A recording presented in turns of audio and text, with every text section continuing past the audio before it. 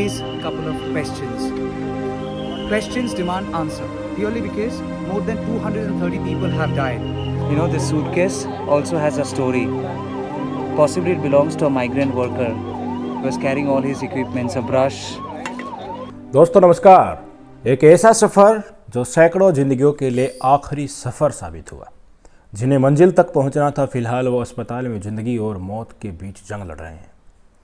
कईयों ने अपनी ज़िंदगी की जंग हार ली है। शुक्रवार को बालासोर में हुए एक ट्रेन हादसों में 300 से ज़्यादा लोगों की मौत होने की खबर है। 1000 से ज़्यादा लोग गंभीर रूप से घायल हैं। इसमें बच्चे, बूढ़े और महिलाएं हैं जो अस्पतालों में पड़े पड़े बुरी तरह से करा रहे हैं। बड़ी तादाद में कोई एक अस्पताल इनको अकोमोडेट करने में काफ़ी नहीं है। आसपास के तमाम हॉस्पिटल्स को इमरजेंसी वार्ड में बदल दिया गया है। 100 से ज़्यादा एम्बुलेंस लगातार काम कर रही थी। बड़ी तादाद में तकरीबन 50 गाड़ियाँ ऐसी थी साथियों जो लगातार लाइफ सपोर्ट दे रही थी। वहीं पर इलाज किया जा सके इसके लिए कई ट्रक लाइन में लगे हुए थे। फटाफट रेस्क्यू को किया जा रहा था। इन सब के बीच सबसे बड़ा सवाल यही है कि 3 ट्रेन आपस में जिस तरीके से टकराई, इसका जिम्मेदार कौन है। आज बयान आया है वैष्णव जी का कि कुछ इलेक्ट्रॉनिक एक्सचेंज में प्रॉब्लम थी, जांच हो गई है, रूट कोज है। इसका स्पष्टीकरण थोड़ी देर में आ जाएगा। जिम्मेदार लोग हैं उनको भी चिन्हित कर लिया जाएगा। वही बात कि भांडा किसी के छोटे लेवल के कर्मचारी के ऊपर फोड़ने वाला। आज बड़ा सवाल ये है कि भारत में जिस रेलगाड़ी को लाइफलाइन माना जाता था, उस लाइफलाइन की सुरक्षात्मक व्यवस्था के लिए क्या इंतजाम सरकार की तरफ से किए भी गए हैं या सिर्फ ढोंग ही रचा जा रहा है। ऐसी कोई दुर्घटना ना हो इसके लिए कोई टेक्नोलॉजी हमारे पास है भी, या अगर है तो हम उस टेक्नोलॉजी का सही से इस्तेमाल नहीं कर पा रहे, या इस्तेमाल इसलिए नहीं कर पा रहे क्योंकि उसको इम्प्लीमेंट सही से नहीं किया गया। शायद गरीब लोगों को आसरा रेलगाड़ी को भूलकर हमने इस दौर में नई नई वंदे भारत ट्रेनों का जो इजाद किया है, उसी के कारण का आज ये नतीजा लगाया जा सकता है कि 300 से ज़्यादा लोग इस दुनिया में नहीं रहे। अगर आप रेल दुर्घटनाओं के इतिहास के बारे में जानेंगे तो आपको पता चलेगा कि भारत में सबसे बड़ी रेल दुर्घटना 6 जून 1981 को हुई थी। यह वह दिन था जब बिहार को सबसे घातक ट्रेन दुर्घटना का सामना करना पड़ा था। ब्रिज को पार करते हुए ट्रेन बागमती नदी में गिरी थी। इस हादसे में 750 लोगों की मौत हो गई थी। उस समय 750 लोगों की मौत पर राष्ट्रीय शोक मनाया गया था। हर तरफ इस बात की चर्चा थी कि किन कारणों से हादसा हुआ, और आज भी जब वही भयावह मंजर भारत के इतिहास में एक बार फिर से दोहराया गया है, तो यहाँ सवाल पूछना बेहद ज़रूरी है कि नैतिकता के आधार पर इस बड़े हादसे की जिम्मेदारी कोई लेगा या नहीं लेगा। बालासोर में हुए इस हादसे ने भी ये साफ कर दिया है कि सरकार केवल लग्जरी ट्रेन पर ध्यान देती है। इस सरकार में आम लोगों की ट्रेन और पटरियों की उपेक्षा की जाती है। लेकिन अब सरकार को बताने का समय आ गया है कि इस हादसे में तमाम लोगों की मौत सरकार की ही इन्हीं उपेक्षाओं का परिणाम है। इसलिए अब रेल मंत्री का इस्तीफा दे देना चाहिए नैतिकता के आधार पर, क्योंकि पहले भी ऐसा होता है। 27 नवंबर 1956 में तमिलनाडु का अरियालूर ट्रेन हादसा हुआ था। उसके बाद लाल बहादुर शास्त्री जी ने, जो तत्कालीन रेल मंत्री थे, इस्तीफा उन्होंने दे दिया था। 2 अगस्त 1999 में गाइकेल ट्रेन हादसे के बाद नीतीश कुमार ने इस्तीफा दे दिया था। ठीक वैसे ही अब बालासोर के इस हादसे के बाद इस देश की जनता ये कह रही है कि अश्विनी वैष्णव जी को भी इस्तीफा दे देना चाहिए। लेकिन इन हजारों उठते सवालों के बीच जवाब तलाशना बहुत मुश्किल नहीं है, क्योंकि हमने इस दौर में लगातार देखा है कि वंदे भारत ट्रेन जिस जगह से भी निकलती हो उसे हरी झंडी प्रधानमंत्री मोदी ही दिखाते हैं, कोई रेल मंत्री नहीं दिखाता। तो ऐसे में क्या कहा जाए कि इस हादसे की जिम्मेदारी हरी झंडी दिखाने वाला मंत्री ही लेगा, या फिर नैतिकता के आधार पर यह ठिकरा अश्विनी वैष्णव पर फोड़ दिया जाएगा। इस हादसे का शिकार हुए उन हजारों मासूम परिवारों ने एक ही पल में अपनी दुनिया को लुटते हुए देखा है। हंसते हंसते घरों में मातम को परसते हुए देखा। क्या कोई भी इन परिवारों की खुशियों को लौटा पाएगा? क्या मुट्ठी भर चंद मुआवजे के आश्रय इन परिवारों का भला हो जाएगा? इनकी खुशियां लौट पाएंगी? दुनिया के 5 सबसे बड़े रेल नेटवर्क में भारत आज चौथे स्थान पर है, और सुरक्षा में कहाँ है आप देख लीजिए। इतना बड़ा नेटवर्क होने का मतलब है कि सुरक्षा तंत्र भी उतना ही मजबूत होना चाहिए। ट्रेनों की शुरुआत हुई इंडिया में 170 साल हो चुके हैं। भारत में कोई भी साल ऐसा नहीं जाता जहां कुछ ना कुछ छोटी मोटी या बड़ी को ट्रेन हादसा नहीं होता हो। इन ट्रेन हादसों के पीछे कई तरह की वजह होती है, पर क्या सीखा हमने आज? आज समय बदल चुका है, एडवांस टेक्नोलॉजी आ चुकी है। हम कहाँ हैं देखिए, रेलवे की लापरवाही, रेलवे ट्रैक में खराबी, रेलवे सिग्नलों का गड़बड़ हो जाना, ये तमाम चीज़ें हर बार गिनवाई जाती हैं। बालासोर में जो भीषण हादसा हुआ है, इस हादसे के बाद अब हमें ये समझने और परखने की ज़रूरत है कि भारत में दुर्घटनाओं को रोकने के लिए 2012 में यूपीए सरकार के द्वारा जो ये सिक्योरिटी सिस्टम लाया गया था, जिसको बाद में इस सरकार ने, बीजेपी सरकार ने कवच नाम दे दिया, उसका महत्व क्या है? सबसे पहले आप खुद रेल मंत्री अश्विनी वैष्णव के मुंह से सुनिए कि वो इस कवच के बारे में किस तरीके से जानकारी दे रहे हैं। आप ये वीडियो देखिए। देखिए, कवच अपने से रोकने की कोशिश कर रहा है। ड्राइवर साहब, आप तो ब्रेक नहीं लगा रहे हैं। ड्राइवर ब्रेक नहीं लगा रहे हैं। आगे लोको खड़ा है ब्लॉक सेक्शन के अंदर, एक ही लाइन में 2 ट्रेन खड़ी है और ट्रेन को लाइट करने की कोशिश कर रहे हैं हम लोग, लेकिन कवच रोक रहा है। Yes, great. सुन लिया आपने?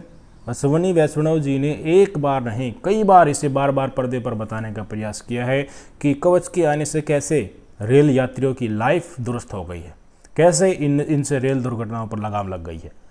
बात करें सुरक्षा कवच की, जिसका नाम ये ढोंग पीटा जा रहा है, तो इसकी शुरुआत 2012 में की गई थी ताकि रेल दुर्घटनाओं पर रोक लगा सके। इस कवच प्रणाली में हाई फ्रीक्वेंसी के रेडियो कम्युनिकेशन का उपयोग किया जाता है, जो सामने आने वाली ट्रेन के साथ टकराता है, वापस रिसीव होता है और ट्रेन ऑटोमेटिकली ब्रेक अप्लाई कर देती है। ये सुरक्षा प्रणाली का उच्चतम स्तर माना जाता है। एक बार इस सिस्टम के शुरू हो जाने पर 5 किलोमीटर की सीमा के भीतर भी सभी ट्रेन, बगल की पटरियों पर ट्रेन खड़ी है, इधर खड़ी है या फिर सामने से कोई आ रही है, वो सारी सूचनाएं मिल जाती है, ऑटोमेटिक काम हो जाता है, दुर्घटना टल जाती है। उससे पहले आप ये जान लीजिए कि इस देश में रेल दुर्घटनाओं को रोकने के लिए जो एक कवच सिस्टम का उदाहरण दे रहे हैं मोदी साहब के मंत्री, इसको लगाने के लिए 1 किलोमीटर पर लगभग 30 लाख रुपए खर्च होता है। और जब सामूहिक रूप से पूरे देश में सिस्टम लगेगा तो खर्चा ज़्यादा आ जाएगा, 30 से 50 लाख रुपए लगेगा, क्योंकि बैंडिंग अलग अलग है।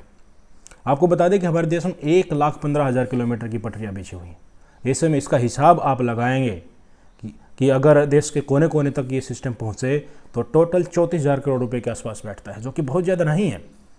क्योंकि वंदे भारत ट्रेन से इसकी तुलना की जाए तो पता चलेगा कि रेलगाड़ी की तुलना में वंदे भारत ट्रेन पर खर्चा ज़्यादा किया जा रहा है। वंदे भारत ट्रेन के एक कोच का खर्चा 8 करोड़ आता है। एक ट्रेन में आजकल तो लगभग 8 कोच ही लगाए जा रहे हैं, वैसे 16 होना चाहिए, तो इस हिसाब से 8 भी लगाएं तो एक ट्रेन पर 64 करोड़ रुपए का खर्चा हुआ। 1000 ट्रेनों का करोड़ टारगेट रखा गया है, तो लगभग ये हो जाता है 65,000 करोड़ रुपए। इस बजट के जरिए देखा जाए और कवच को देखा जाए तो कवच तो ईजिली वंदे भारत को थोड़े से समय के लिए टाल दिया जाए या इसका बजट अलग कर दिया जाए तो कवच तब तक इंस्टॉल कर देना चाहिए था।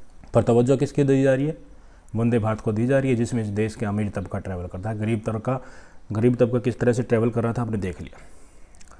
अब देखिए, जब इस भारत कवच जो ये है सिस्टम जो है सुरक्षा का, इसको लॉन्च किया गया था तो किस तरीके से रेल मंत्री ने सबको बुलाकर इसके हर एस्पेक्ट का जिक्र किया और बताया कि अब रेल दुर्घटनाएं नहीं होंगी, न के बराबर होंगी, 10,000 में एक दुर्घटना होगी।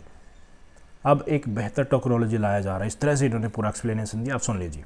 तो कवच एक ऑटोमेटिक ट्रेन प्रोटेक्शन की टेक्नोलॉजी है। इसमें क्या होता है, मान लीजिए 2 ट्रेन्स हैं, दोनों ट्रेन्स अगर सेम ट्रैक पे अगर बाई चांस गलती से भी आ गई तो पास में आती है, उससे पहले कवच उसमें ब्रेक लगा देगा और उनको रोक लेगा, तो एक्सीडेंट नहीं होएगा। मान लो एक ट्रेन के पीछे दूसरी ट्रेन जा रही है, तो इस केस में पीछे वाली ट्रेन एक सेफ डिस्टेंस पे रहनी चाहिए। अगर बाई चांस किसी भी कारण से ट्रेन अगर नजदीक आती है तो पीछे वाली ट्रेन में तुरंत कवच उसमें स्पीड कम कर देगा और उसमें ब्रेक लगा देगा। तो ये एक ऐसी फैसिलिटी है जिससे यात्रियों की सुरक्षा में बहुत ही बड़ा बदलाव आएगा। प्रधानमंत्री जी का जो विजन है कि हमारे साधारण मानवी के जीवन में ऐसा परिवर्तन आए जो परिवर्तन उनके जीवन में एक बहुत बड़ा लाभ लाए, तो ये कवच ऐसी एक टेक्नोलॉजी है। दोस्तों, सच तो ये है कि इस एक ट्रेन हादसे ने मोदी सरकार और उनके कवच की पोल खोल कर रख दी। जो लोग रेलवे में तरक्की का गुणगान कर रहे हैं उनको कभी लोकल ट्रेनों में सफ़र किया ही नहीं है। इन लोगों को ये पता ही नहीं कि कोरोमंडल जैसी ट्रेन आज भी लेट चलती है, खचाखच भरी हुई लोगों से चलती है, जबकि रेलवे विभाग की ये जिम्मेदारी होती है कि वह रेलवे और लोगों की सुरक्षा का रख रखाव करे। लेकिन देश के प्रधानमंत्री और रेल मंत्री को इसकी कोई खबर नहीं है। कोई वो लेना भी नहीं चाहते हैं, बस उद्घाटन करना सीख रहे हैं, चौचले चला रहे हैं। वंदे भारत को हरी झंडी हर तीसरे चौथे दिन घुमा रहे हैं, कोई मौका नहीं छोड़ रहे, बस यही दिखाने के लिए उनके पास बची है। अभी तक लोगों को यही पता था कि देश के प्रधानमंत्री ही रेल मंत्री हैं, क्योंकि झंडा तो वहीं दिखाते हैं ना, हर जगह पूछ जाते हैं वहाँ से।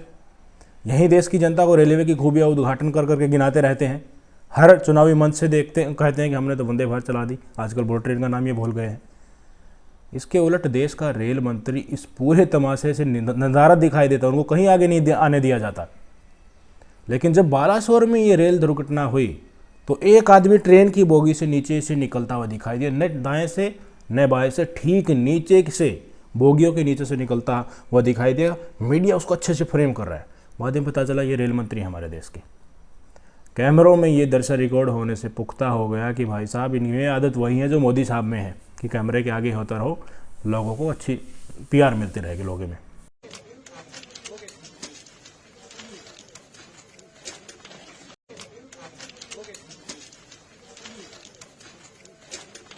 मोदी जी से इतनी सब कुछ इन्होंने सीख लिया है, कवच का इंस्पिरेशन ले लिया है, तो कैमरा का इंस्पिरेशन तो आना बाकी था ही। देश में ट्रेन हादसों को रोकने के लिए भारत सरकार ने खूब ढोल पीटे हैं, प्रधानमंत्री की फोटो लगाकर खूब प्रचार किया है, नगाड़े पीटे गए कि भारत में ट्रेन एक्सीडेंट को रोकने के लिए स्वदेशी टेक्नोलॉजी से निर्मित जो है कवच प्रणाली को लगा दिया गया है। यहाँ तक कि खुद रेल मंत्री साहब हैं, ये अभी पता चला है हमें कि अश्विनी वैष्णव जी हैं, इन्होंने ट्रेन में बैठकर इसका परीक्षण किया और प्रधानमंत्री के सम्मान में खूब तालियां पिटवाई, कहा कि ये तो प्रधानमंत्री जी का ही विजन है। उड़ीसा में हुए इस भीषण हादसे में 300 से ज़्यादा लोगों की मौत की जवाबदेही आप किससे लेंगे? नरेंद्र मोदी से लेंगे या रेल मंत्री अश्विनी वैष्णव से लेंगे? कौन है इसका जिम्मेदार? आप कुछ जवाब दें से पहले ही मैं आपको बता दूं कि इस अमृतकाल में आपको ये जानकर बहुत हैरानी होगी कि इस हादसे का जिम्मेदार कुछ छोटे मोटे लोगों को ही आखिरकार फंसा दिया जाएगा। वो हो भी चुका है, आज उनका बयान आ भी चुका है। न प्रधानमंत्री इसकी जिम्मेदार है, ना अश्विनी वैष्णव जिम्मेदार हैं। जो गरीब लोग मर गए वो मर गए, इनको कोई मतलब नहीं है इससे। बस अब भी गोदी मीडिया पर यही चल रहा है कि प्रधानमंत्री मोदी जी साइट पर गए थे जहाँ एक्सीडेंट हुआ और अश्विनी वैष्णव तो वहीं पड़े हैं, मैले कपड़ों में लगातार वहाँ सेवा कर रहे हैं, ऐसा मीडिया में चल रहा है। ये आज हमारे देश में देश की जो जनता है उसका हाल है। जो गरीब और मध्य वर्गीय जनता है, जिसको ना तो रोज़गार मिल रहा है, ना उनको महंगाई से राहत मिल रही है, ना सस्ता पेट्रोल डीजल मिल रहा है, ना गैस सिलेंडर मिल रहा है, टैक्स का बोझ सबसे ज़्यादा देश में उसी के ऊपर है और आज मर भी वहीं रहे हैं। सुरक्षा के नाम पर इस सरकार ने उनके लिए कुछ नहीं किया, जीरो।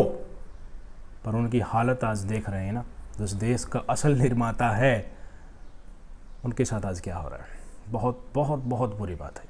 आपको सोचना चाहिए, विचार करना चाहिए। नमस्कार।